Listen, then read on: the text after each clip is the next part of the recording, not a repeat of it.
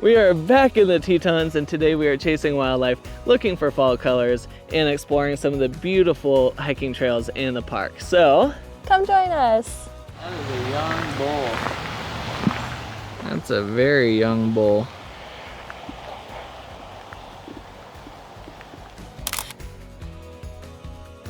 Since the very first thing we saw in the Tetons was a moose, we assumed that it was going to be a trip filled with moose everywhere. It was time for us to make our way to our first stop of the day, Oxbow Bend. At Oxbow, you get a beautiful view of Mount Moran in the distance, and then you usually get quite a few birds along the river there. And with the early morning fog, it can make for some really nice photographs.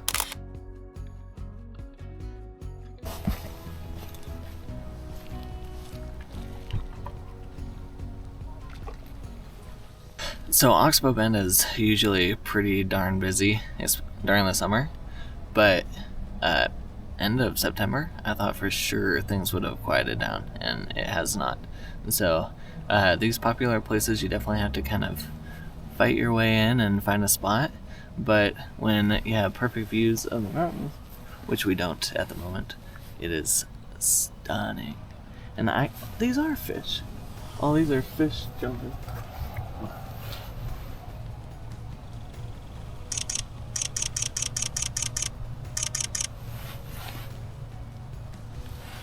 Bunch of cormorants that just went by. We like Oxbow because you get the mountains, you get the river, and then there's usually a ton of different birds. I have one of my favorite pelican photos ever right from here, and I didn't know it at the time, but in that photo there was a duck that had caught a fish, and the fish was in its beak, and then a pelican was chasing it, and it was so funny because they chased each other for like 10 minutes. That pelican really wanted that specific fish. Wow, the coloring is gorgeous. Love the Tetons. Our next stop is right down the street from Oxbow, and it's Cattleman's Bridge. We've had good luck in the past seeing otters here, and also a lot of pelicans.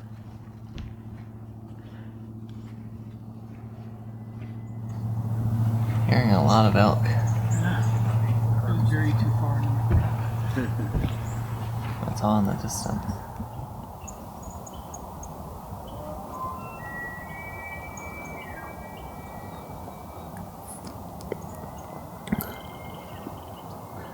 The elk are close.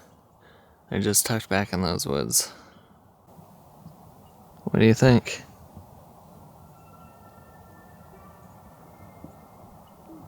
I don't know, they kind of seem like they're moving farther away.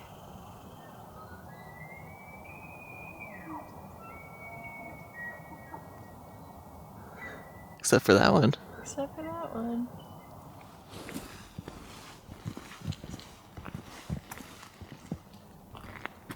They're close. Chipmunk. Those are also close. What's funny to us is people pay $5,000 for bald eagle tours in the Tetons and Yellowstone, and if you just come up to the PNW in the winter, you'll see dozens every single day. Now, I really enjoy taking wildlife photos, but I do not have the patience of a wildlife photographer. So when you have a 2-hour window in the morning where the animals usually come out, I am constantly moving and changing locations, hoping to come across something. And that is how we found this elk.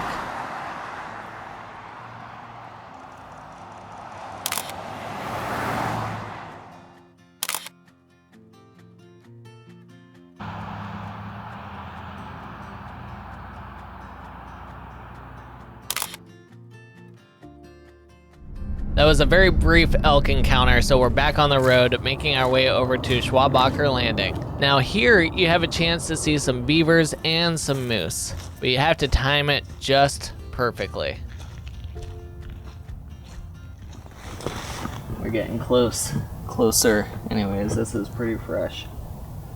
So, maybe they came through here?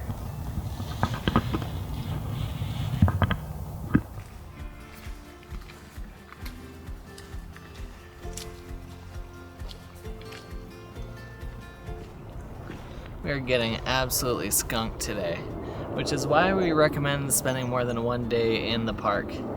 And I don't know why we don't listen to our own advice. I'm bummed. We may have been skunked by some of the bigger animals, but at least the flora and the smaller fauna was on point here.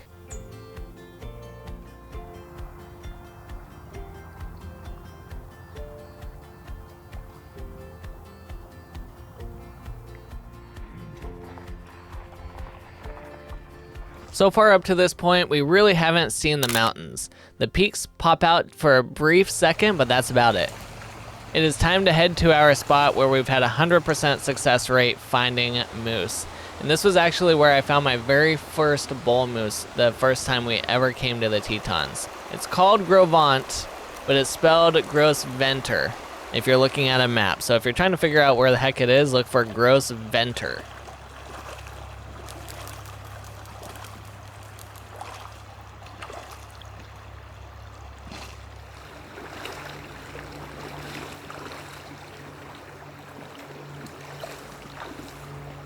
What are we feeling like? The meme guy? Just super bummed. Our shaded spot that we struck gold on last time. No bueno this time. Where are they hiding? They're avoiding us. Yep. Big time. We will find you. In a less ominous way.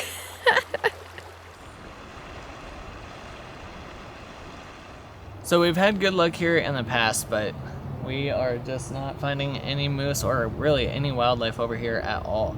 There's evidence. We've seen some tracks, we've seen some poop, but other than that, I think they're probably more across the river and deeper into the trees, and the river's too deep for us to cross. So on to the next location. We'll keep seeing if we can find them.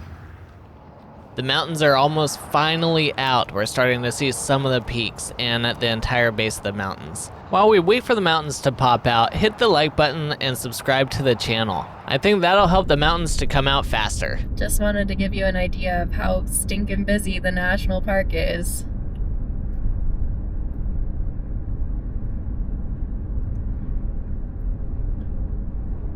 We've never seen this many cars. We decided to make a quick stop to the visitor center in the Tetons because it's a very neat visitor center. And to our surprise, right outside of the visitor center was a fox just hanging out. Now, one of the rangers was slightly concerned because foxes typically don't like to be around people, so she was worried that maybe something was wrong with it. But to us, it looked pretty healthy. In fact, it looked like it was stalking something. We timed this trip so that we would be in the parks after all the kids are back in school, which we assumed meant that the parks would be way more quiet. And boy, were we wrong.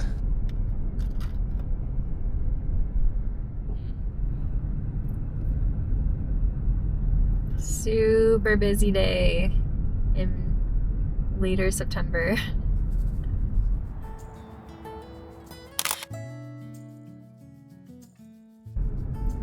So we just wanted to show you how busy the park has been, and we've been in here peak season July a couple years ago and August as well. So we're here September 19th, 2024. This is still a good, 2 miles from Jenny Lake? I mean, this wraps around. And everyone we've talked to that has also been here in previous years, even before the pandemic, said this is the busiest they have ever seen the park, and we have to agree. I've never seen it this wild and crazy. I've never seen this many cars in the Tetons ever. And to be honest, the weather has been off and on, and it is considered shoulder season now. There's a lot of people. We're not even at Jenny Lake yet. Since there was clearly no parking at Jenny Lake, we decided to continue on with the loop around the park, swinging by Signal Mountain real quick. And yes, there was some deer on the way up. Finally, after a whole day of looking for animals, we finally spotted a pronghorn out in the field. Just one though. The last couple times we've been here, we've seen dozens and dozens of pronghorn, but this was the only one we saw the entire trip.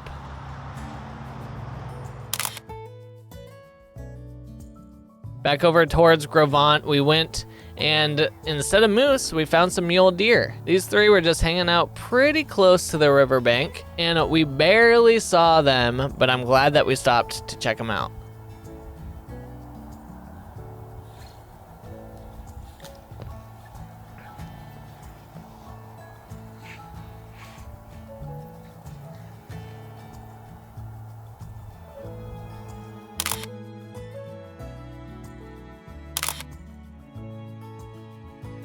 Okay, so we got super lucky. There was someone pulled off on the side of the road. I happened to see the butt of one of the elk, and we decided to hike out a little ways, and we got blessed with 3 teen elk. They had their short little antlers, so it was really fun seeing them. The day was coming to a close and our lighting was getting terrible, so it was time to make our way back towards camp and get ready for a cold night.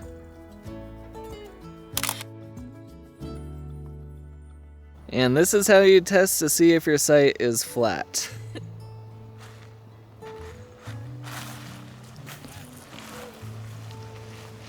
What do you think? Seems good to me. Woo! So on this trip we have a lot going on because we are car camping in the Tetons for a little bit, and then we're backpacking in Yellowstone, and then we are car camping on the way to Glacier, and then we're backpacking in Glacier, and we might car camp after Glacier. So takes quite a bit of gear because we have a mix of stuff that we use for car camping and stuff that we use while backpacking. So this is our quick down and dirty car camping setup. It's very minimal on this trip.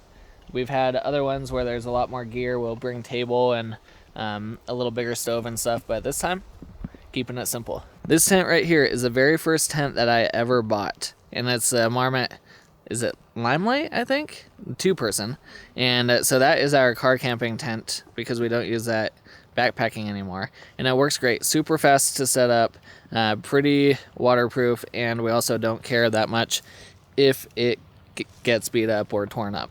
And then we just are using our MSR stove to heat up water for all of our freeze-dried meals that we made. We have one chair that is not that lightweight, but got from Costco for like 30 bucks.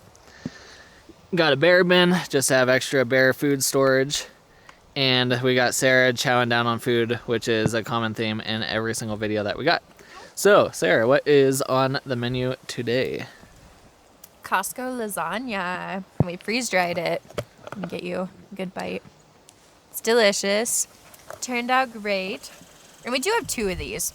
We're just lazy and decided I'll just use the bear bin. Yep, exactly. And then for power, because I have all my camera stuff and we have a cooler that is powered and everything, which, by the way, these coolers, coolest things ever. I highly recommend one, and they're relatively cheap too. And then, so we got our stack of batteries there, and the car can recharge those. And then basically the rest of this stuff is just little things that we don't really need, like towels. We don't really need those, but a shower would be nice at some point. And our camp shoes, water, and then our backpacking stuff is up front, and more camera gear. Lots of camera gear. But super simple setup. Really takes us like 5 minutes to get set up when we get to a site. Do you want to give them the tent tour? Because we kept it really simple. It's just our car sleeping mattress, so we didn't even bother pulling out our backpacking mattress. We did use our backpacking sleeping bag, and then we brought real pillows with us because we're not going to use our backpacking pillows when we could use real pillows. So here's the car pillow, which maybe there's a hole. I don't know. Uh-oh. Gotta check that. But super thick, and then just regular pillows, and then our backpacking double sleeping bag. And that's how simple we keep that. In the daytime, it gets really hot, but at night, it gets nice and frozen. Look at that. Perfectly clear skies, though. Waking up to clear skies got me excited. Is this going to be our redemption day? Are we going to see some moose and other wildlife? And are we going to get a spectacular sunrise over the mountains? Time will tell. But the first thing we had to do was find a good location that wasn't fogged out so we could see what the morning had in store for us.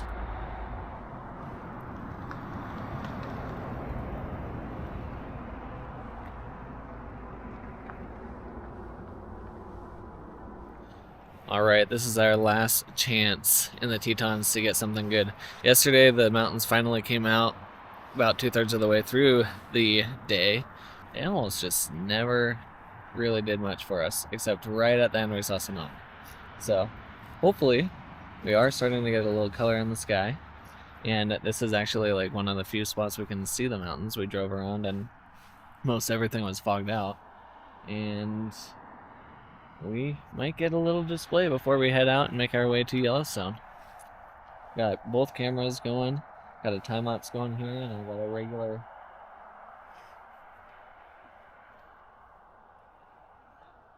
shots going on this camera.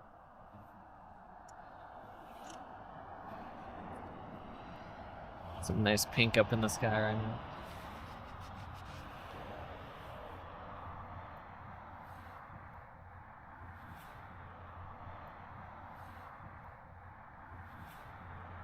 Who wants to go back to bed? Me. No, this morning was beautiful. We got really lucky with actually being able to see the mountains. However, the fog moved in incredibly fast, so it's really cool that Brian was able to get a time lapse of it to be able to show all of you. We also wanted to show you just how icy it was last night and give a little rave shout out about one of the best investments we've ever made is our Feathered Friends sleeping bag. Cannot tell you how warm and cozy we stayed in that thing last night, and it was all the way down at freezing. Another great investment is making sure that you get really high R rating of a sleeping pad, because that makes all the difference having that dual system. And you really want that once it starts getting to freezing and below. And we've done winter camping and it gets real cold. You want to stay warm at night. What a crazy morning. The fog completely covered the mountains at one point, and now it's been shifting left. So now we're getting mountains again. This is a stunning sunrise. It's definitely teasing us. It's playing some cat and mouse, but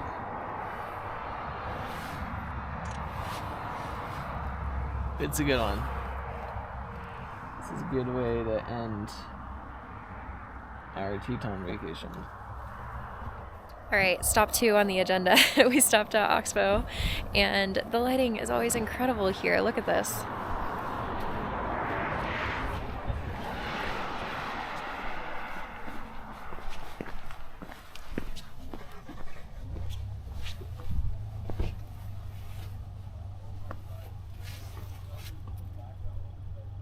Absolutely stunning views from Oxbow. The fog layer and the birds. Oh man. Beautiful. What's that hiding in the water way in the distance? You might have missed it, but I definitely saw it. One of my favorite birds to photograph. Oh my gosh, they're right there. Our beloved pelican. That we didn't think we were gonna see this trip. But there's still a couple left from the season.